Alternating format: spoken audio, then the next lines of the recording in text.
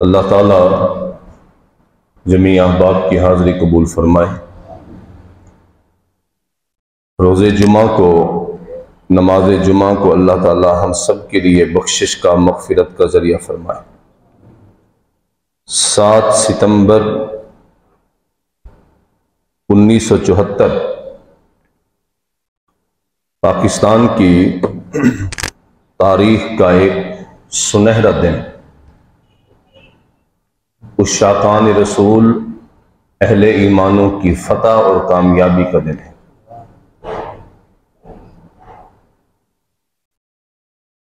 सात सितंबर 1974 को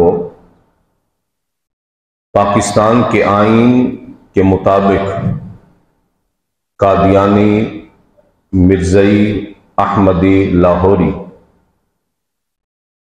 ये 4 मुख्तलिफ नाम उन मुर्तदीन के नाम हैं जिन्होंने नबी करीम अलैहिस्सलातु वस्सलाम की ख़त्म नबूवत पे हमला किया। मिर्ज़ा गुलाम अहमद कादियानी, जो कि इस सारे माहौल का मुजिदे और मुरीद अव्वल है।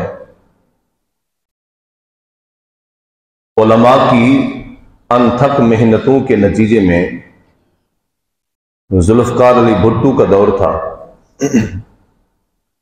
और एक इंटरनेशनल दबाव भी था। यहूद नसारा की अनथक मेहनत थी कि पाकिस्तान के आईन में कादियानी को गैर मुस्लिम करार न दिया जाए। देखिए, मैं इसकी मिसाल इस अंदाज से देना चाहूंगा कि आप स्टेशन पे खड़े हैं,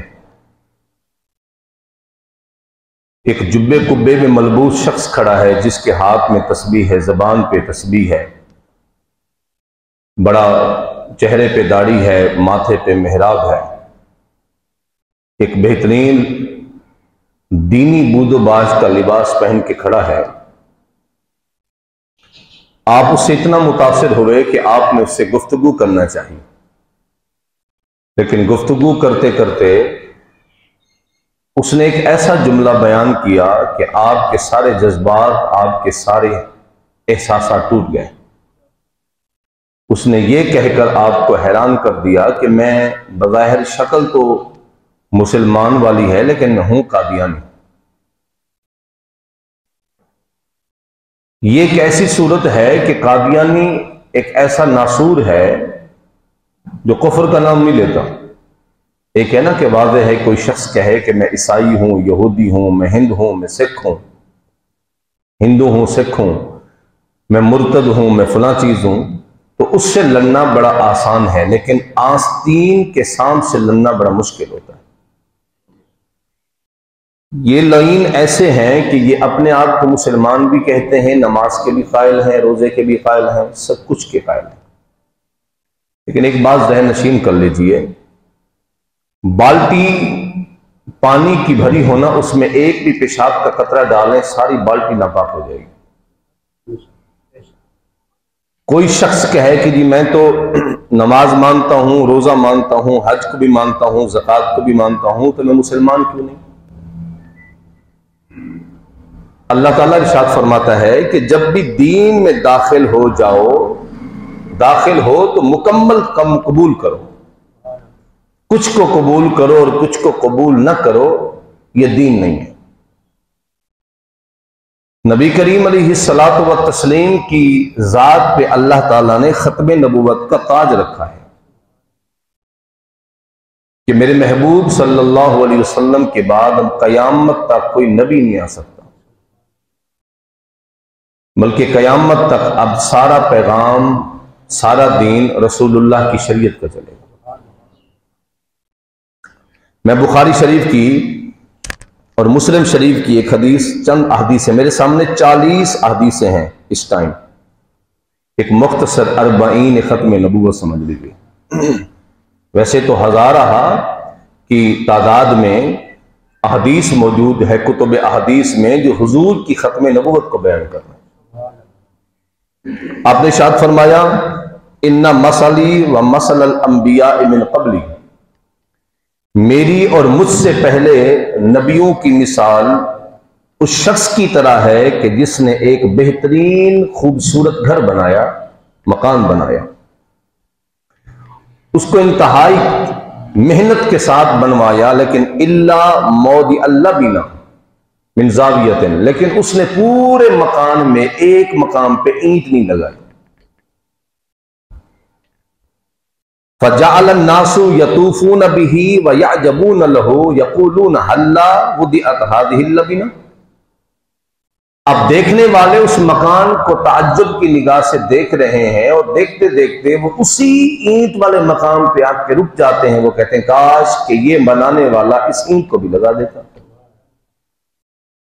ताकि ये मकान मुकम्मल हो जाता। आपने इरशाद फरमाया, बस समझ लो कि अल्लाह ताला ने जो नबूवत की इमारत को चलाया था उसकी तकमील नहीं हुई थी जब तक मुझ मोहम्मद की आमद नहीं हुई। फरमाया अनिल लबीनतु व खातमुन नबिय्यीन, मैं खत्म नबूवत का ताज भी लेके आया हूं और उस इमारत की खूबसूरती को मुकम्मल मैं मोहम्मद ने किया। भाई अब इतना तो इंसान को शऊर है कि अगर इस मकाम पे मैं ईंट लगा दूं बगैर किसी वजह के तो ये हुस्न में खलल है ना। मकान मुकम्मल है और मकान मुकम्मल होने के बावजूद भी कि बगैर मौका के, बगैर किसी उसूल के ईंट लगा दे तो उसे कोई हुस्न में इजाफा नहीं कहेगा, उसे हुस्न में खलल कहेंगे। तो नबी करीम अलैहिस्सलाम ने इरशाद फरमाया, खत्म नबूवत के उस नबूवत के मकाम को मुकम्मल में मोहम्मद अरबी ने किया। अब मैंने मुकम्मल कर दिया है, अब मेरे बाद कोई नबी नहीं आ सकता।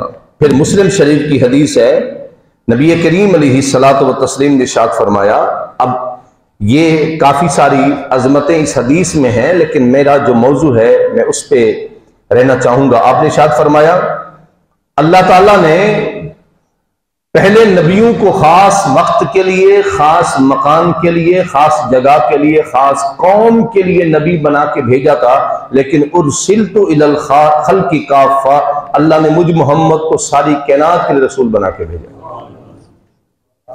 मेरी रिसालत अल्लाह की हर मखलूक के लिए, मैं इंसानों का रसूल हूं, जिन्नात का रसूल हूं, मैं जमीन का रसूल हूं, आसमानों का रसूल हूं, चरिंद का रसूल हूं, परिंद का रसूल हूं, शजर का रसूल हूं, हजर का रसूल हूं, मैं शर्क का रसूल हूं, गर्ब का रसूल हूं। फरमाया अल्लाह ने जहां जहां तक आलमीन पैदा किए हैं अल्लाह ने वहां तक मेरी रिसालत को जारी कर दिया। उर्सिलतु इलल खल्क़ि काफ़ा, मेरी रिसालत अल्लाह की सारी मखलूक की तरफ है। फिर फरमाया खुतिमा बियन नबिय्यून, फिर इरशाद फरमाया अल्लाह ताला ने मुझे खत्म नबूवत का ताज पहनाया। एक शान यह भी दी कि मुझे सारे रसूलों पर फजीलत दी कि मैं सारी मखलूक का रसूल हूं।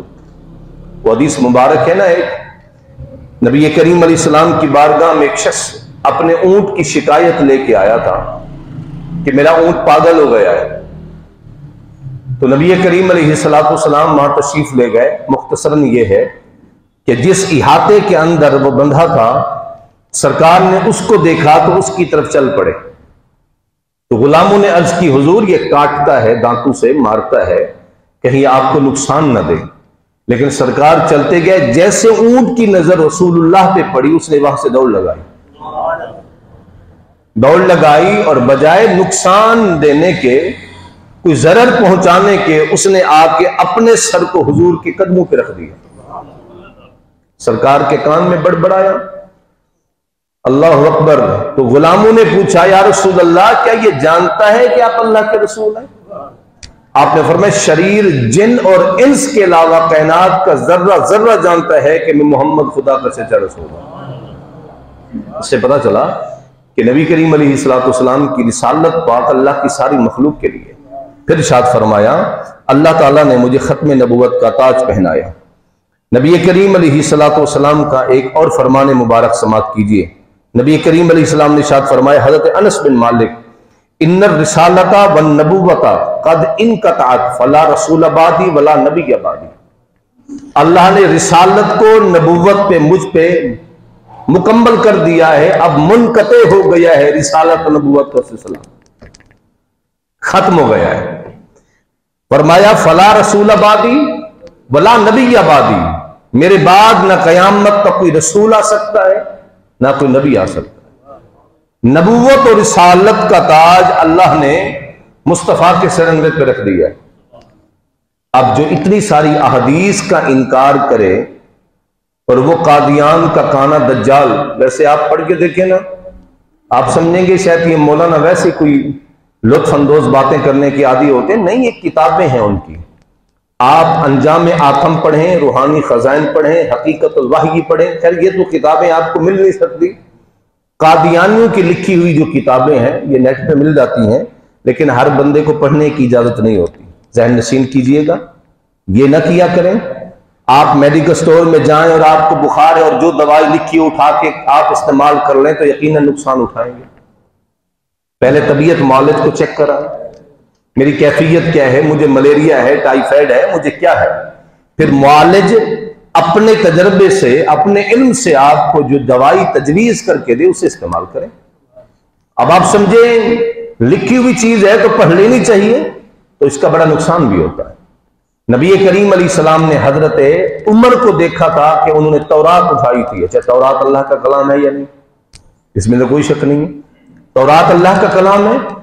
और रसूलुल्लाह ने हजरत उमर के हाथों में तौरात देखी तो हुजूर का चेहरा गुस्से मुबारक से सुर्ख हो गया। आपने इरशाद फरमाया, उमर, कुरान के होते हुए क्या तुम्हें तौरात की जरूरत है?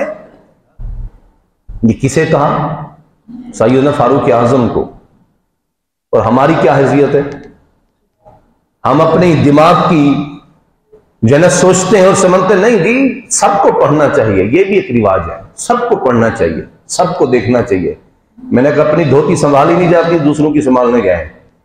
अपने अकीदे का पता नहीं है, अपने मिजाज का पता नहीं है, अपनी किताबों का पता नहीं है, अपने नजरिए का पता नहीं है और दूसरों के गए हैं पढ़ने के लिए। ऐसा नहीं होता। हम जब पढ़ा करते थे ना, एक किताब हमें आई थी अरबी में, उसका फिर तर्जमा भी हो गया था, तो उस पर लिखा था कि ये आलिम दीन के अलावा किसी और को पढ़ने की इजाजत नहीं है।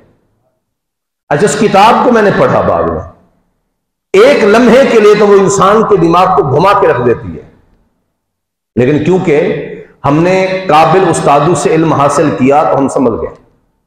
अगर काबिल उस्ताद ना होते तो शायद हम भी डगमगा रहे होते, कोई ना कोई बदगुमानियां हमें जहन में आ रही होती, लेकिन अल्लाह ताला बदगुमानी से हमें बचाए, बुरे अकीदे से बचाए।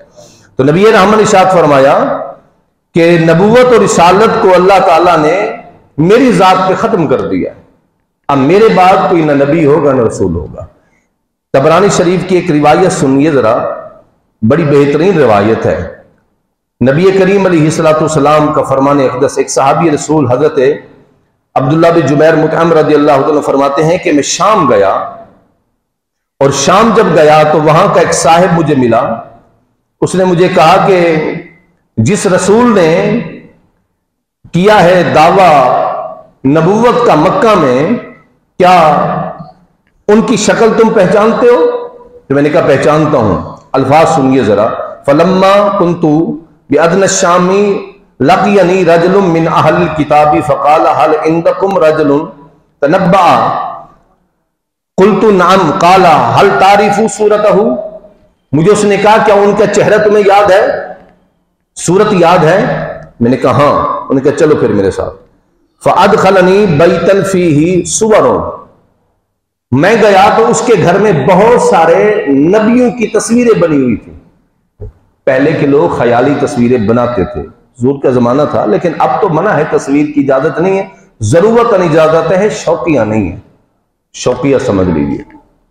3 चीजों का हुक्म किया गया कि अगर घर में हो तो रहमत का फरिश्ता नहीं आता। तस्वीर, कुत्ता और बेगुसला शख्स, जिन पे गुस्ल फर्ज हो जाए और आदी होते हैं कि 4-4, 5-5, 10-10 घंटे, 2-2, 4-4 दिन तक नहाते नहीं, नापाकी में रहते हैं, तो मर्द हो या औरत हो, इस सूरत में रहमत का फरिश्ता नहीं आता। तस्वीर का भी हुक्म यह है कि जो शौकिया तस्वीर हम खिंचवाते हैं, ये आप ख्याली तस्वीरें नहीं लगाते अल्लाह के वलियों की, पीरों की, ये लगाना नाजायज है, किसी ना लगाया करें। एक तो इनमें से किसी भी वली की तस्वीर सच्ची नहीं है, इलावा चंद के। सारी ख्याली तस्वीरें हैं। किसी में उन्होंने किसी बुजुर्ग की दाढ़ी छोटी कर दी है, कहीं पे बड़ी कर दी है। शहबाज कलंदर रहमतुल्लाह अलैह के इतने बड़े बाल कर दिए हैं, जैसे खवातीन रखती हैं इतने बड़े बाल, हालांकि ये नाजायज है। इतने बाल रखना कि औरतों की सूरत पैदा हो जाए कि कांधे से नीचे बह जाए, इस सूरत में मर्द को नाजायज है। रसूलुल्लाह ने ऐसे मर्दों पे भी लानत की है जो औरतों की शक्ल बनाते हैं, और औरतों पे भी लानत की है जो मर्दों की शक्ल बनाती हैं। ये दोनों सूरतें मना की गई हैं। तो ये ना लगाया करें। आप इसलिए लगाते होंगे कि शायद इन बुजुर्गों के सदके बरकत मिलेगी, नहीं, इससे कोई बरकत नहीं मिलती। जिसको रसूलुल्लाह मना कर दें उससे कोई बरकत नहीं मिलती। ये बात गलत है। कुत्ता भी जरूरतन जायज है। आपको जानवर, फसल, घर बार की हिफाजत के लिए रखना है तो रखें। शौकिया कुत्ता रखने से बंदे की नेकियां कम होती हैं। इसकी भी सूरत है जायज ना जायज की। और बेगुस्ले शख्स की भी है कि अगर तबीयत में खराबी है, बीमार है, तकलीफ है, अलबत्ता इतना यह है कि सुबह की नमाज वो अदा करे। इस तरह नापाक रहना कि सुबह की नमाज को भी ज़ाय कर देना, यह नाजायज और हराम है। फिर गुनाह बढ़ता जाता है, नहुसत उसकी बढ़ती जाती है। कहते जब वहां गए ना तो बहुत सारे नबियों की तस्वीरें थी। फलम अरा सूरतन नबी सल्लल्लाहु अलैहि वसल्लम, मैंने कई नबियों की सूरतें देखी लेकिन मुस्तफा का मुखरा नजर ना आया, हुजूर का रुख अनवर नजर ना आया। फबैना अन कज़ालिका इज़ा दखल रजुलुम मिनहुम अलैना फक़ाल फीमा अंतुम फअख़बरना, तो एक शख्स आया, उसने कहा चलो एक और मकाम पर तुम्हें ले चलता हूं। फज़हबा बिना इला मंज़िलिही साअता फदा मा दखलतु नज़रतु इला सूरत नबी, जब वहां गए ना तो मैंने मुस्तफा का चेहरा वहां देखा, लेकिन वहां जो जुमला है ना खत्म नबूवत का, जरा उसे सुनिए। सूरत नबी फ़इज़ा रजुलन आखिज़ुन बिअक़बिन नबी कुल्तु मन हाज़ा रजुलुल क़ाइमु अला अक़बिही क़ाला इन्नहु लम यकुन नबिय्युन इल्ला कान बादहु नबिय्युन इल्ला हाज़ा फ़इन्नहु ला नबिय्य बादी हाज़ा खलीफ़तु बादहु फ़इज़ा सिफ़तु अबी बकर सिद्दीक़ रज़ियल्लाहु तआला अन्हु। वो कहते हैं हर नबी की तस्वीर के एड़ी के करीब एक और नबी की तस्वीर थी। मूसा की थी तो किसी और नबी की भी थी, इब्राहिम की थी तो किसी और नबी की भी थी, ईसा की थी तो किसी और नबी की भी थी, इब्राहिम, याकूब, यूसुफ की थी तो किसी और नबी की भी थी, लेकिन मुस्तफा की तस्वीर के पीछे किसी नबी की तस्वीर नहीं थी। बस मखलूक नजर आ रही थी। पूछा गया ये क्या माजरा है? उन्हें कहा हर नबी के बाद नबी आया है और मुस्तफा के बाद कोई नबी नहीं आएगा। हाँ, एक अल्फाज वहां हदीस में है आखिज़ुन बिअक़बिन, कहते एक शख्स है जिसने हुजूर के कदमों को पकड़ा हुआ है, हुजूर की संगत में खड़ा है, सरकार के बिल्कुल पुश्त मुबारक के करीब खड़े हैं, कदमों में खड़े हैं। तो मैंने पूछा ये कौन है?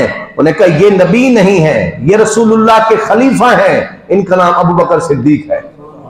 ये साबका किताबों में भी ये बात दर्ज थी कि रसूलुल्लाह सल्लल्लाहु अलैहि वसल्लम के बाद किसी ने खलीफा बनना है, जनाब सिद्दीक अकबर ने बनना है।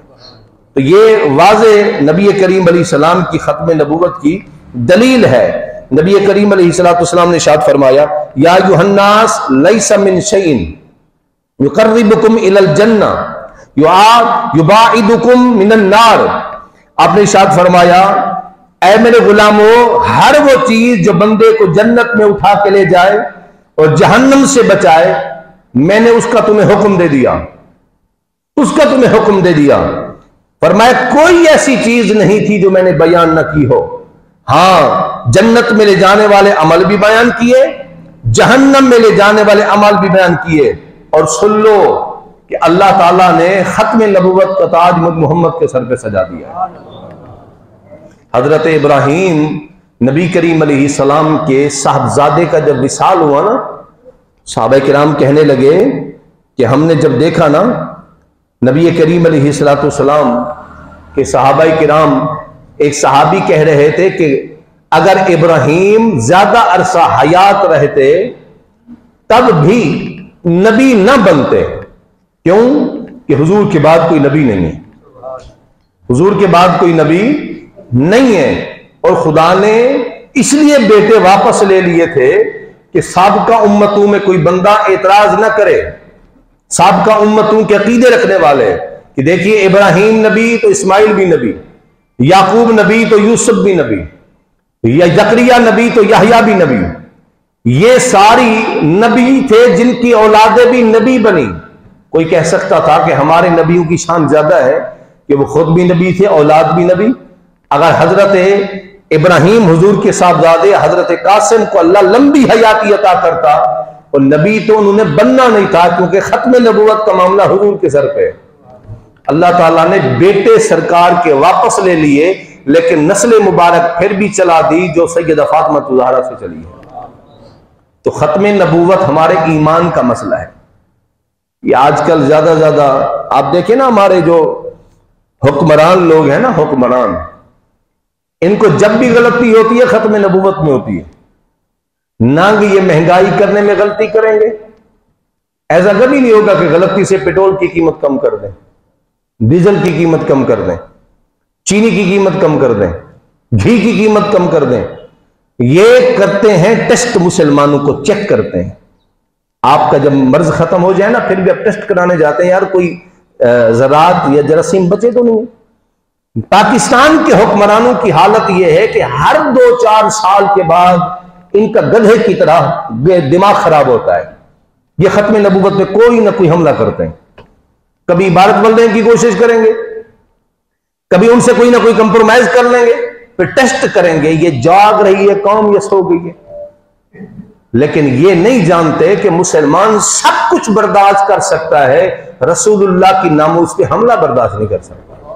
जी, हम भूख प्यास बर्दाश्त कर लेंगे, लेकिन हुजूर की नामूस पे हमला बर्दाश्त नहीं कर सकते।